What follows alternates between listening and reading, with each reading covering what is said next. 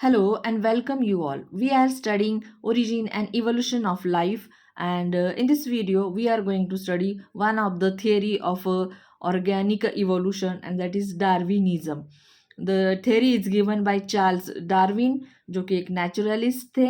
उन्होंने all over the world travel किया and the travel started in 1831 and he return back to the England in October 1836 में वो वापस आ गए England. ठीक है, तो उन्होंने जो भी ऑल ओवर जो ट्रैवल किया उसके दौरान उन्होंने जो भी लिविंग ऑर्गेनिजम्स या फिर उनके फॉसिल्स जो भी डेटा उन्होंने कलेक्ट किया था, तो वो सब उन्होंने पब्लिश किया.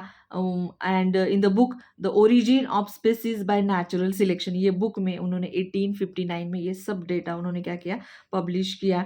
तो ये डेटा पब्लिश जब किया तो उन्होंने काफ़ी अदर साइंटिस्ट के रिसर्च को भी कंसिडर किया. वो काफ़ी इन्फ्लुएंस थे अदर साइंटिस्ट के रिसर्च से भी, जैसे कि कुछ जियोलॉजिस्ट है, उसके बाद इकोनॉमिस्ट है, देन आर्कियोलॉजिस्ट है. तो ये सारे अलग अलग फील्ड्स के लोगों का उन्होंने मतलब जो डेटा है या फिर जो भी रिसर्च है उसको कंसिडर करके हमें एक थियरी जो दी which is called as Darwinism, जिसके कुछ इंपॉर्टेंट 5 पोस्टुलेट्स है या स्टेटमेंट्स है. So let us see what are that statements.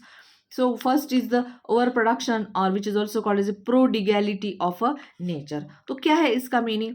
Simply it means nature किसी भी लिविंग ऑर्गेनिज्म की, नेचर में रहने वाले किसी भी लिविंग ऑर्गेनिज्म की टेंडेंसी होती है कि वो क्या करता है, ज़्यादा से ज़्यादा प्रोजीनीज प्रोड्यूस करता है. और कैसे? जियोमेट्रिक रेशो में प्रोड्यूस करता है. यानी अगर एक कपल है या फिर सेक्सुअली रिप्रोड्यूसिंग ऑर्गेनिज्म का कपल मेल फीमेल है, तो उसके 2 बच्चे हुए, 2 के फिर 4, 4 के फिर 8, इस तरह से ज्योमेट्रिकल रेशो में क्या होता है, प्रोजेनीज बढ़ते जाते हैं किसी भी लिविंग ऑर्गेनिज्म के. और किस लिए? तो उनकी जो स्पेसीज है वो कंटिन्यू होनी चाहिए, उनके ज़्यादा से ज़्यादा नंबर होने चाहिए. इस रीज़न की वजह से हर एक नेचर में ये टेंडेंसी होती है to produce more number of progeny in geometric ratio for perpetuation of the species. अब इसमें देखते हैं तो Darwin observe prodigality potential of many species of plant and animals. For example उन्होंने दिया है कि साल्मोन फिश जो है it produces 28 lakh egg in a single season. एक सीजन में एक salmon fish 28 lakh egg produce करता है. Okay, and in the suppose one another example, in the span of 750 years में एक जो एलिफेंट का पेयर है, it would be produce 19 million elephants. वो प्रोड्यूस कर सकता है 750 मिलियंस, अगर वो बिना कुछ मतलब उनको सभी फेवरेबल कंडीशंस अगर अवेलेबल होती है तो ये कपल और वो जीवित रहते हैं यहाँ तक, तो वो 19 मिलियन जो है अदर मतलब एलिफेंट के बच्चे पैदा हो सकते हैं. Okay, so however the size of a given species in a given area remains relatively constant because of fluctuations that occur seasonally. तो साइज जो होता है हर एक स्पेसीज का, ओके, तो वो थोड़ा मतलब कांस्टेंट ही रहता है, क्योंकि जो अब ये जो उन्होंने नंबर एग्जांपल्स दिए उसमें ये मैक्सिमम उनकी नंबर प्रोड्यूस कर सकते हैं, लेकिन करेंगे नॉट नेसेसरी कि ये इतने ही करेंगे. और कर भी दिए तो भी अदर कोई फोर्सेस होते हैं नेचर में जो उनकी जो पॉपुलेशन है उनको कंट्रोल करते रहते हैं. सो ये उन्होंने दिया है मैक्सिमम नंबर इतना प्रोड्यूस हो सकता है, बट एक सर्टन एरिया में जो है एक स्पेसिफिक नंबर ऑफ ऑर्गेनिजम्स ही रह सकते हैं, उससे ज़्यादा नहीं. ओके, तो वो अदर कुछ फैक्टर्स जो है वो नेचर के वो पॉपुलेशन को है वो कंट्रोल करते रहते हैं. वो आगे के हम पोस्टुलेट्स में देखेंगे. अब सेकंड जो उनका पोस्टुलेट्स था वो क्या था? सेकंड पोस्टुलेट्स है struggle for existence. Second postulates क्या है? Struggle for existence. So tendency of over production leads to struggle for existence. अगर कोई ऑर्गेनिज्म इतने ज़्यादा नंबर में मतलब ऑर्गेनिजम्स प्रोड्यूस करता है या यंग वंस प्रोड्यूस करता है, सो ऑब्वियसली वहाँ पे क्या होगा, खाने के लिए, फूड के लिए, शेल्टर के लिए, जो भी सोर्सेस है उनके लिए उनमें कंपटीशन होगा और हर एक को अपने आप को सर्वाइव करने के लिए बहुत ज़्यादा स्ट्रगल करना पड़ेगा फूड के लिए। उसके बाद एडवर्स एनवायरमेंटल कंडीशंस में फाइट करने के लिए भी उनको एक दूसरे के साथ बहुत ज़्यादा कंपटीशन जो है वो करना पड़ेगा और वो स्पेस के लिए एक दूसरे से लड़ेंगे। उनके एनिमीज़ होंगे वो भी उनको क्या करेंगे, मतलब डिस्ट्रॉय करने की कोशिश करेंगे, उनके शिकार करने की कोशिश करेंगे। सो ऑब्वियसली जितना ज़्यादा नंबर होगा उतना उनको सर्वाइव होने में या स्ट्रगल करना पड़ेगा। Okay, so this is the meaning of this second postulate, struggle for existence. ठीक है, थर्ड जो पोस्टुलेट है दैट इज ऑर्गेनिक वेरिएशंस। ठीक है, ऑर्गेनिक वेरिएशन में क्या होता है, it speaks for all kind of differences that occur in a morphology, physiology, nutrition, habit, then behavioural pattern etcetera. तो ये सारे जो पॉइंट्स है, जैसे कि मॉर्फोलॉजी है, उनके अंदर की बॉडी के अंदर की फिजियोलॉजी है, मोड ऑफ न्यूट्रिशन लाइक कौन सा है, तो ये सारी चीज़ें, हैबिट क्या है, बिहेवियरल पैटर्न क्या है, इन सब में क्या होता जाता है, धीरे धीरे धीरे डिफरेंस आता जाता है, वेरिएशंस आते जाते हैं लिविंग ऑर्गेनिजम्स में। तो उन्होंने क्या कहा, ये जो धीरे धीरे ये जो डिफरेंसेस होते जाते हैं, जैसे जैसे एनवायरनमेंट चेंज होता जाता है, नीड्स चेंज होती जाती है, उनका बिहेवियर एनवायरनमेंट के हिसाब से चेंज होता जाता है, तो ये छोटे छोटे चेंजेस जो है वो आगे जाके क्या करते हैं, वेरिएशंस प्रोड्यूस करते हैं। सो ये छोटे छोटे चेंजेस ही क्या बनते हैं आगे जाके इवोल्यूशन में एज अ रॉ मटेरियल का काम करते हैं। इवोल्यूशन की प्रोसेस में ये जो छोटे छोटे वेरिएशंस है ये रॉ मटेरियल का काम करते हैं। Variations were observed among the member of a same species and even in a different species. तो डिफरेंट स्पेसीज में तो वेरिएशन हो ही रहे, लेकिन एक जो स्पेसीज है उसमें भी धीरे धीरे वेरिएशन होता जाता है। किसी एक पर्टिकुलर एरिया में रह रहे सेम काइंड ऑफ जो ऑर्गेनिजम्स है सपोज, तो उनमें भी धीरे धीरे क्या होता है, थोड़े थोड़े चेंज, अलग अलग ऑर्गेनिजम्स में थोड़े थोड़े चेंजेस जो है वो होते रहते हैं। और उसी पॉपुलेशन में आफ्टर कोर्स ऑफ ड्यूरेशन, बहुत दिनों, बहुत सालों के बाद वो उसी सेम पॉपुलेशन से क्या होता है, अलग स्पेसीज जो है वो डेवलप होती है। ठीक है, so this is called as organic evolution. Then fourth जो पॉस्टुलेट या स्टेटमेंट था डार्विन की थियरी का, that is a natural selection. अब ऑर्गेनिक इवोल्यूशन, ऑर्गेनिक वेरिएशन होने के टाइम क्या होता है, और ये जो वेरिएशंस है दे कैन बी बेनिफिशियल और दे कैन बी हार्मफुल। दो टाइप से वेरिएशंस हो सकते हैं या चेंजेस हो सकते हैं। कुछ चेंजेस ऐसे हो सकते हैं जो उस ऑर्गेनिज्म को उस एनवायरनमेंट में रहने के लिए हेल्पफुल रहते हैं, और कुछ चेंजेस ऐसे भी हो सकते हैं कुछ ऑर्गेनिजम्स में कि जो उनको वो एनवायरनमेंट में सर्वाइव होने के लिए हार्मफुल होंगे, यानी वो उनको एडजस्ट करने में, उनको वो सर्वाइव करने में वो हेल्प नहीं करेंगे, वो उनके लिए हार्मफुल साबित होंगे। ऐसे दोनों टाइप के वेरिएशंस जो है ऑर्गेनिजम्स में हो सकते हैं। ठीक है, तो अब in the struggle of existence, तो जो भी ऑर्गेनिज्म स्ट्रगल करे, ऊपर वाले हमने पोस्टुलेट में देखा कि कंपटीशन होता है, उनको सर्वाइव होने के लिए स्ट्रगल करना पड़ता है। अब ये स्ट्रगल करने वालों में जो क्या है, फिट है, जिनमें ऐसे चेंजेस हुए हैं जो उनको सर्वाइव होने के लिए फेवरेबल है, जो उनको हेल्प करते हैं सर्वाइव होने में, वो एनवायरनमेंट में उनको फिट बनाते हैं ज़्यादा से ज़्यादा। और तो वो उनको नेचर क्या करती है, उनको सर्वाइव होने के लिए सिलेक्ट करती है। ओके, तो नेचर ऐसे ही ऑर्गेनिजम्स को सिलेक्ट करते हैं जो फिट है, जो उस ऑर्गेनिज्म में क्या कर सकते हैं, अपने आप को अडेप्ट कर सकते हैं।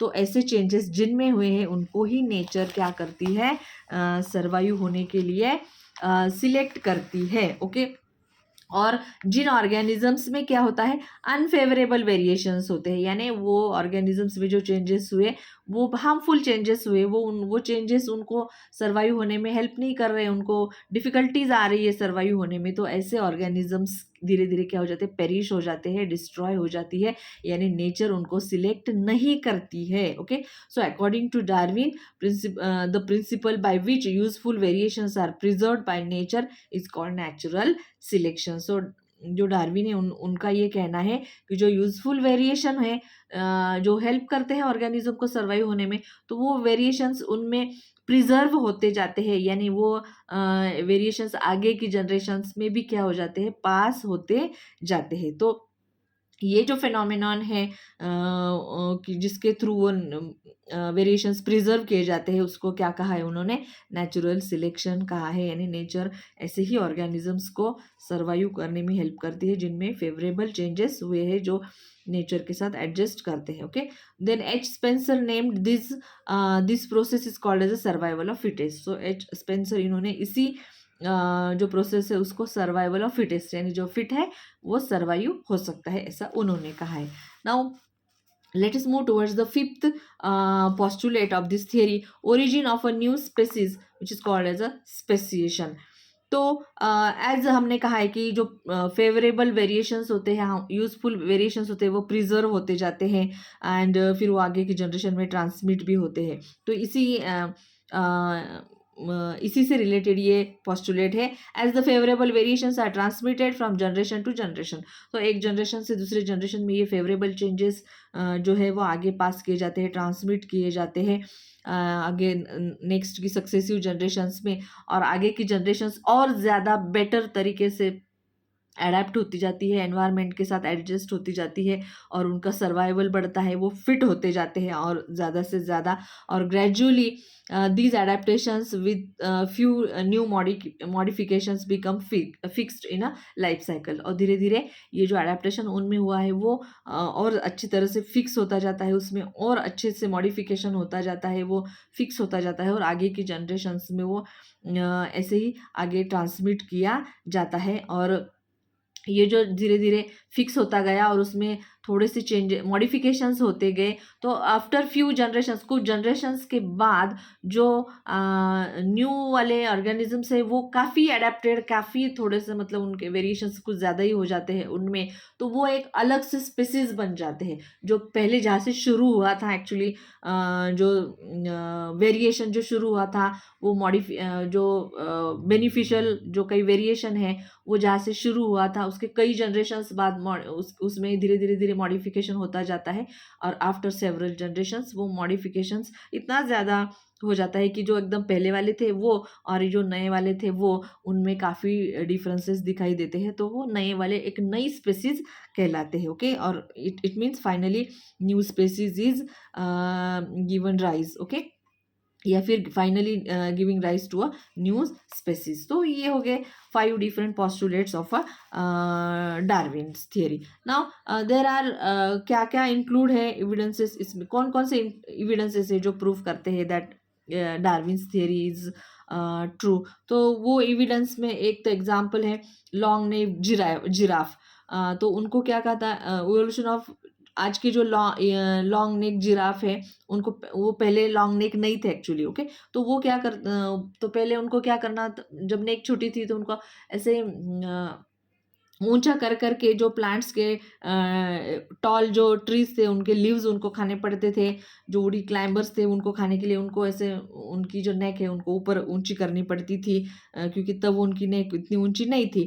तो ये जो धीरे धीरे धीरे धीरे उनमें क्या होता गया, अडेप्टेशन होता गया, उनकी जो हैबिट है उसकी वजह से उनमें धीरे धीरे अडेप्टेशन होता गया, और नेक ऊंची करना, ये जो वेरी चेंज है ये इनमें फिक्स होता गया धीरे धीरे। ओके, उनकी सर्वाइवल के लिए वो ज़रूरी भी था, तो वो धीरे धीरे वो फिक्स होता गया उनकी आदत की वजह से। Then giraffe became born tall, could survive in feminine heat areas. तो जो भी एक्सट्रीम हीट वाले फेमिनाइन नहीं, फेमाइन जो हीट एरियाज है, डेजर्ट वाले एरियाज थे, तो वहाँ पे ऊंची नेक जब उनकी होती है तो वो वहाँ पे रहने के लिए उनको हेल्प भी करती है। तो इसकी वजह से ये एडेप्टेशन उनमें क्या हो गया, फिक्स भी हुआ, और फिर आगे की जनरेशन में ट्रांसमिट भी होता गया उनके ऑफस्प्रिंग में। तो इसी तरह क्या होगा, धीरे धीरे लॉन्ग नेक जो जिराफ है वो एग्जिस्टेंस में आए। दूसरा एक एग्जाम्पल है ब्लैक कलर्ड पेपर मॉथ, जो है evolve gradually as a new species. तो इसका आगे भी हम एग्जाम्पल देखेंगे इसी तरह से। ब्लैक पेपर, पहले वाइट कलर के पेपर मॉथ्स थे, लेकिन कुछ इंडस्ट्रियल रिवॉल्यूशन की वजह से धीरे धीरे चेंजेस होते गए और वाइट कलर के जो पेपर मॉथ्स है वो उनकी पॉपुलेशन कम हुई और ब्लैक कलर पेपर मॉथ्स की जो संख्या है वो ज़्यादा हो गई। तो ये एज अ न्यू स्पेसीज वो डेवलप हुए। Then DDT resistance in mosquito, intensive DDT spraying destroyed all types of mosquitoes. तो डीडीटी का जब मतलब डीडीटी जब बनाया गया तो उस टाइम पे इनिशियली उसने सारे मॉस्किटोज को किल किया, बट धीरे धीरे धीरे ये मॉस्किटोज में वो डीडीटी के लिए रेजिस्टेंस पैदा कर लिया, अपने अंदर चेंजेस कर लिए और वो डीडीटी रेजिस्टेंट मॉस्किटो बन गए। अब डीडीटी स्प्रे भी करो आप तो उन पर कोई असर नहीं होगा क्योंकि उन्होंने रेजिस्टेंस डेवलप कर लिया और वो न्यू स्पेसीज एज बन गए, डीडीटी रेजिस्टेंट स्पेसीज बन गए। ठीक है। Then yes, such resistant mosquito survived and reproduce giving rise to more resistance offspring. तो उन्होंने जो बच्चे पैदा किए मॉस्किटो ने आगे की जनरेशन्स में, वो भी डीडीटी रेजिस्टेंस रहे और अच्छी तरह से वो डीडीटी को रिस्पॉन्स करते रहे और इस तरह से वो न्यू स्पेसीज बन गई। सो ये कुछ एग्जाम्पल्स हैं जो क्या दिखाते हैं कि डार्विन्स के जो थियरी है वो सही है। Now there are certain drawbacks also in the Darwin's theory में, कुछ ड्रॉबैक भी है, जैसे कि कौन कौन से ऑब्जेक्शंस भी है इस थियरी में।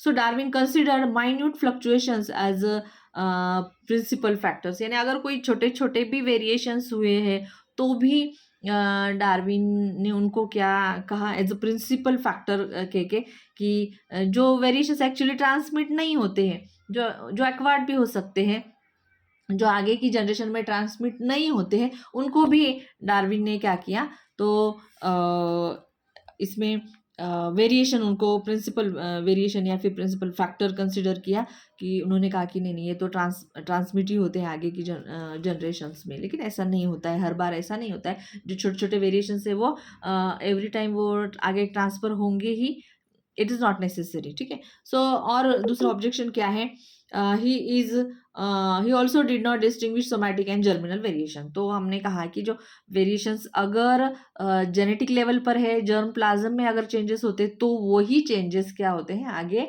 ट्रांसमिट किए जाते हैं। अगर फिजिकल लेवल पर कोई चेंज हो रहा है, जेनेटिक लेवल पर नहीं हो रहा है, तो वो चेंज आगे ट्रांसमिट नहीं होता। इसका जो एक्सप्लेनेशन है वो डार्विन इन्होंने अपनी थियरी में नहीं दिया है। उन्होंने सारे वेरिएशंस को क्या कहा उन्होंने कि वो हेरिटेबल ही है, यानी कोई भी छोटा मोटा कोई भी वेरिएशन हो, फिजिकल लेवल पर हो या फिर जेनेटिक लेवल पर हो, दोनों ही ट्रांसमिट होते हैं, ये कहना था डार्विन थियरी का, बट ऐसा नहीं होता है। देन नेक्स्ट जो ड्रॉबैक था, ही did not explain the arrival of fittest. Okay, उन्होंने कहा कि कुछ वेरिएशंस जो है वो ट्रांसमिट होते हैं आगे की जनरेशन में और आगे के जो ऑफस्प्रिंग है वो और फिट होते हैं सर्वाइव होने के लिए, लेकिन वो किस तरह से फिट होते जाते हैं तो उसका कोई एक्सप्लेनेशन उन्होंने नहीं दिया है। वो यानी पहले ऑर्गेनिज्म से नेक्स्ट जो ऑर्गेनिज्म वो और फिट है और लेकिन वो कैसे फिट हुआ, क्या चेंजेस हुए, exactly what happened to the when that organism arrives to the fittest level. तो ये अराइवल का जर्नी या अराइवल के रीजंस उन्होंने नहीं बताए। Then he did not also explain the cause, origin and inheritance and variation of vestigial organ. यानी कुछ ऑर्गन्स ऐसे भी होते हैं कि जो ऐसे ही होती है बॉडी में, उनका कोई फंक्शन नहीं होता है, तो उनको कहा जाता है वेस्टिजियल ऑर्गन। तो वो वेस्टिजियल ऑर्गन्स का उन्होंने कुछ एक्सप्लेनेशन नहीं दिया है। उसके बाद origin and inheritance of variation के बारे में भी उन्होंने कुछ एक्सप्लेन नहीं किया है। ओके, एंड कोई स्पेसीज जो एक्सटिंक्ट हो जाती है, यानी स्पेसीज कोई ख़त्म ही हो जाती है, तो वो उसका भी कोई एक्सप्लेनेशन उन्होंने नहीं दिया है।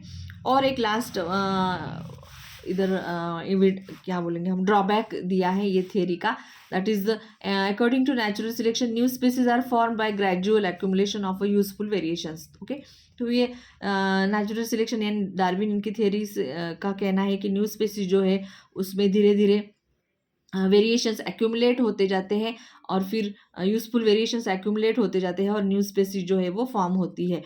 बट अगर ऐसा होता है, if it is so, then there should be intermediate forms. तो अगर कहीं से ये वेरिएशन होना शुरू हुआ होगा, चेंजेस होना शुरू हुआ होगा, तो उसमें से डायरेक्टली तो न्यू स्पीसीज फॉर्म नहीं होती है ना? तो बीच में कई सारे जनरेशंस जो है वो जाते हैं, तो वो जनरेशंस इंटरमीडिएट होते हैं।